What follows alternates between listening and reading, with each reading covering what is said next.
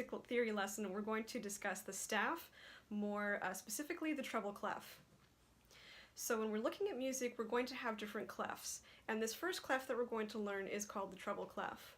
A clef appears at the beginning of each staff. The clef shown here is the treble clef. Don't forget to print up the PDF that's associated with this video, because it's going to show you everything that I'm showing you and give you some exercises to do.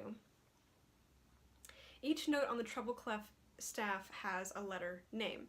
So we have this treble clef staff, and then we see the notes that are sitting on that staff that we've already learned on the lines and the spaces.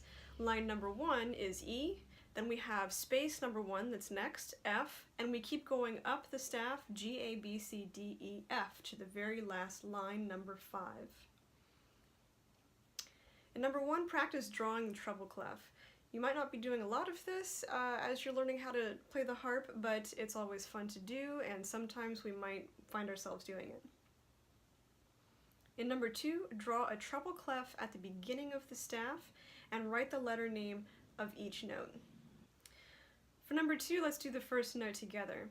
We've drawn the treble clef, and now we need to figure out what that first note is. Counting from the bottom line to the top, 1, 2, 3, 4, 5, we know it sits on the 5th line.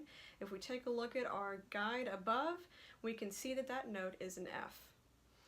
This exercise number 2 gives us a very short opportunity to learn how to practice naming notes, identifying notes. So in my music books for beginner harpist video, I do list some websites where you can go to further your education on practicing actually how to read these notes and filling in the notes so that you become more comfortable doing it.